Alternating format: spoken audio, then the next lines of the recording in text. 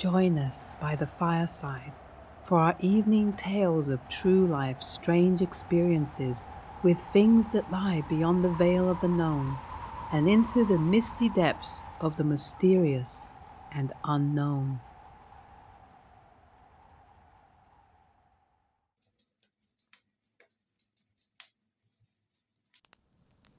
The house in Hyde Gardens. I used to live in an old house in the UK when I was growing up as a kid, and this was in the 1970s. And this house was Victorian or Edwardian, I don't really remember, but it was really old. And it was actually had been turned into apartments. So there were about three apartments, and ours was the top one. And I always felt like this place was haunted because there was just a really creepy feeling there. And it was always cold. You could put the heaters on and it always felt cold and kind of clammy in there in every room. And it was a three-bedroom apartment. And I used to sleep in one by myself. You know, it's just a small room. And my parents slept in another room. And in my room, there was this small wooden wardrobe kind of thing. It was like a small closet. And that's where I kept my clothes and a few things. And the bed was kind of opposite that, going sort of along the wall, kind of lengthwise. So, anyway, one day I was laying in bed and I was probably about, I don't know, maybe 8 years old or some 7, 8 years old, something like that. And I was just laying in bed, and all of a sudden, I started to hear this kind of knocking sound coming from inside the wardrobe. I was petrified because I tried to go through my mind to try and see, ask myself what it could be. I didn't have any animals in that room. I had two guinea pigs, and they were in another room in their cages, so it wasn't them. I had no dogs, no cats. And so I just kind of lay there and I just covered my head up and I just froze under the covers because I was so terrified and I didn't know what to do. I couldn't scream, I couldn't do anything because I was just too scared. And I kept hearing it, and then it would turn into a scratching kind of sound, like someone with nails scratching the inside of the door of the closet wardrobe. And I was just so scared that this door was just going to open and something would come out. I mean, it wasn't locked or anything, but whatever was in there was somehow just trying to get out. And so then it would knock again, like it was trying to call me to come and open it. And then it would scratch again. And this was really loud. And I was just so scared and I was just shaking there and I couldn't breathe properly because I had a blanket over my head. And I thought, I have to go and call my mom and dad. I have to get out of the room. I have to just force myself to get out of bed. And the problem was that I couldn't reach the light switch without getting out of bed. There was no sort of bedside lamp or anything. So eventually, I don't know how, but I found the strength when there was like a pause and it stopped, the sound stopped. I found the strength to just run out of bed, and I just leapt out of bed. I opened the door of my room and I just ran to my mom and dad's room, and I told them there was a noise inside the closet, and I was just, just so nervous. And my dad didn't believe in anything like that, so he just turned around and said, "Oh, don't be so stupid. It's probably just the pipes, the plumbing, water running through the pipes making a noise." He said, "So just go back to bed and don't be so ridiculous." So I just was devastated that they weren't prepared to listen to me. And I just left their room and I didn't go back into my room, and I just sat in the living room until it started to get light. And then I went back to my room so that they wouldn't tell me off, for being up all night. And I didn't hear it again, but after that, every night I was just terrified that this would happen over again. Oh my God, that is just the most terrifying experience. I can't believe that your parents weren't even listening to you. What was wrong with them? They should have at least helped you or comforted you or something. I'm so sorry you had to go through that, and I wonder what it was. Did you look the next day to see what it was? I did look the next day to see if there was anything in there, and there was absolutely nothing. It was empty. There were no mice. There was just nothing. There was no sign of anything in there. So I don't know what it was, but it was terrifying, and I just felt so scared.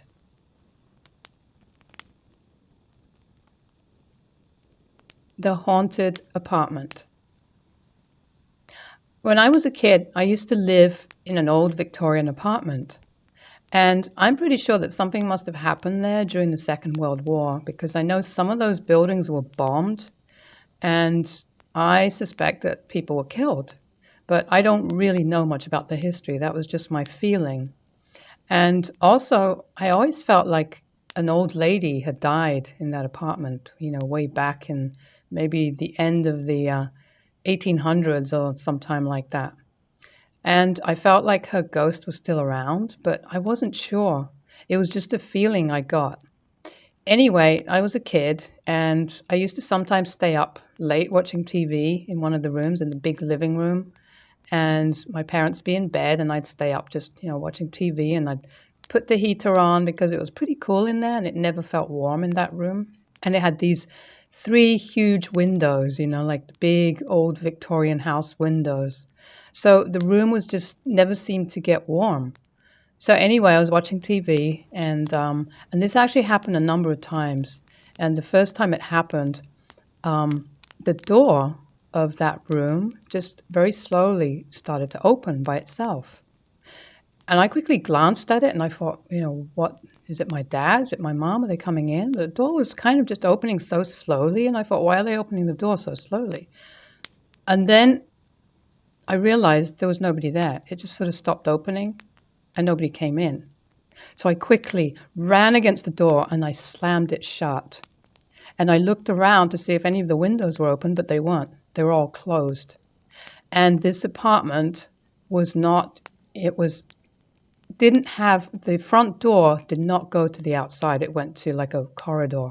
So there was no wind that could have come in, and blown that door open. I mean, this just didn't happen. It was kind of a heavy door and it was carpeted underneath it. So it wasn't the kind of door that the wind would just push open, that would easily open. It just wasn't like that. It would literally have to be kind of pushed a little bit with a bit of effort because of the carpet underneath it. So anyway, I was really scared. I didn't know what was going on, but I felt kind of, like there was something really creepy going on. Um, and I noticed that there were goosebumps on my arms. And so I put this great big pillow, big heavy velvet pillow, right up against the door. And for a few minutes, I sat against it because I was really afraid it might start opening.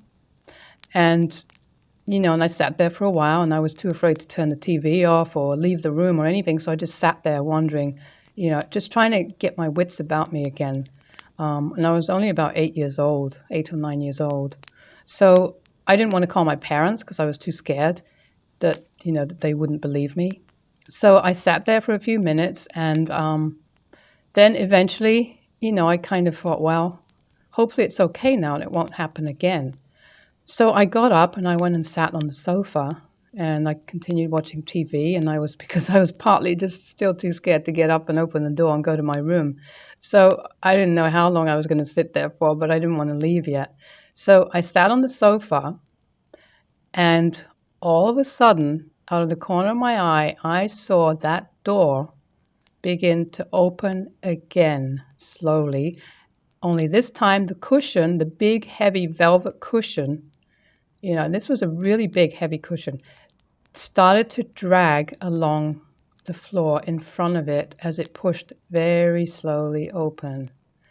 And my heart just jumped right into my mouth, and I just ran against the door, and I sat on that cushion, and I would not move, and I don't know how long I was there for. But I just sat there, and eventually, I don't remember what happened. It was a long time ago. But all I remember was just sitting there, and until I felt safe. For some reason, eventually I felt safe enough to leave that room, and I ran off into my room, and that was it. Anyway, this happened about 2 or 3 other times until it got to the point that whenever I was in that room in the evening, I would actually sit against the door. And I would just sit there, and that, became my place to sit when I was watching movies. Oh God, that is just so scary. I can't even imagine being that age and having to go through such an experience. I would have screamed my head off. I would have probably ran outside or something. I don't know. Wow, you must have been really brave. How did you deal with it afterwards? It's just amazing. The haunted hotel room. Years back, around 2009 or 2010, I was traveling in the UK with my ex, and we stayed in a hotel temporarily for just one night, and it was close to the airport, and it was in London. And when we stayed in this hotel, I got a kind of a funny feeling in there. It was a weird room. It was all sort of made of plastic. It was one of these modern hotels, and all the walls seemed to be made of plastic. And even the bathroom, everything in the bathroom was made of some kind of hard plastic. And, although I got a weird feeling in there, I didn't associate it with, anything to do with ghosts because it all looked so super modern and, it had nothing that could have looked creepy or old or anything like that in it. And it was all very basic and, very minimalist. So anyway, I never really thought about ghosts or anything. That night, I was suddenly woken up and I kind of partly opened my eyes and I looked towards the door of the hotel. And there was like a coat hanger on the back and there was a jacket hanging on the back. And all of a sudden, with my eyes kind of half open, I saw that jacket transform into a woman that was standing kind of at the foot of the bed. And she had two boys with her that were probably in there, I don't know, maybe 14, 13, 14, 15, I'm not sure. And she was standing there and she had kind of black hair that was tied back and she looked kind of matronly or maybe like a nurse or something. And she was kind of plump and she was dressed in old-fashioned kind of nurses or matrons kind of clothes, uniform. And her eyes were dark and they were just so cold and they were looking directly at me. And she turned to the two boys. Well, actually, no, she kept looking at me, but she said to the two boys, while she was looking at me, she said, "Go get 'em, boys," like this. And the two boys were staring at me like they were going to do something. And I just quickly opened my eyes. I bolted upright in bed and I just said a prayer. And suddenly they just completely disappeared. And as she was disappearing, she had a sort of smirk on her face. And I knew that if I had stayed there one more night, the same thing would have happened. And they probably would have done something. And I don't know what, but they would have done something. So I was so glad to get out of that place. And I realized afterwards that that whole area was a place where there used to be some kind of old hospital. And I don't know if it was a lunatic asylum back in Victorian times or whether it was an actual hospital. But what I did know was that this was something that some staff or whatever would do. They would get these accomplices and they would steal from sick people who were in there and who couldn't defend themselves, sick or mentally ill people, I don't know. And they would steal from them and they would kill them. They would probably strangle them or something or put a pillow over their faces and kill them. So this was pretty terrifying, and I knew that she was real. She had been a real person, and this was her ghost, and the two boys were still there working with her. And I don't know to what extent they could harm anybody today, but I felt pretty sure they could do something.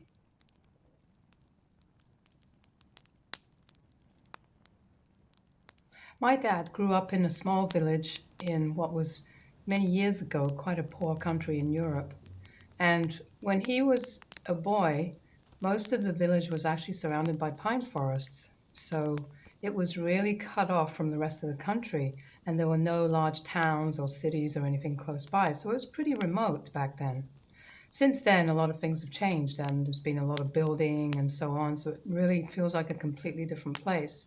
But when he was a boy, he used to often ride his bike along a dirt road at night, and he'd been doing some work late, and so he was on his way home, and it was already dark. And part of that trail took him past an old graveyard. And the old graveyards in his country were made where they were kind of had these big walls around them, and they're really ornate, the headstones and everything, and they're quite creepy and sort of gothic looking, but they're all sort of enclosed within a big wall, and then they have a big gate in the front, and it was locked. Anyway, he was walking past there, pushing his bike along because it was a really, really dark night, and he really just couldn't see anything in front of him. And he had some lights on his bike, but they were really dim. So he just had to walk, and he knew the trail really well, so he knew how to get home easily, even though it was so dark. And anyway, that was kind of a scary area, but he didn't believe in ghosts or anything at the time. So he didn't really pay it much attention. But some of the people used to say that there were centaurs around that area close to the graveyard. And the people who don't know, a centaur is half horse and half human, or half man and half horse. And so there were quite a lot of legends about centaurs in that area. And he just thought, wow, it's just superstitious kind of stuff. And he didn't really pay it much attention. So he was just pushing his bike, and he was coming up to that cemetery area. He was just going past it. And all of a sudden, he just got this sense of just danger, like there was something, and he couldn't see anything. And he stopped, and the hairs at the back of his neck just kind of stood on end. Um, and he heard what sounded like the clip-clopping of hooves coming across the trail from somewhere. And it went right across the trail in front of him, and he could see through some kind of shadow that it was something big. And he knew that there were no horses around just wandering about by themselves at that time. And his body just reacted by, his hair just standing on end. And he just got all these goosebumps. And he just felt this great sense of danger, like he just wanted to run. And he was sort of frozen with fear. And this was very unusual for him because he normally just wasn't afraid of anything. So, anyway, then it passed, and he was okay again, and he just quickly tried to get us home as quickly as possible. He couldn't ride his bike because it was still dark, so he just did the best he could, but he never forgot that experience. And when he told his mom and his grandmother afterwards, they said, yeah, it sounds like you experienced a centaur, that crossed the path in front of you. So that was a really creepy story. Wow, that's kind of a mythological creature, isn't it? A centaur, from what I remember. I didn't know people were even having experiences with those. I guess, I kind of wonder if people are still seeing these things around there. Really interesting story and very spooky.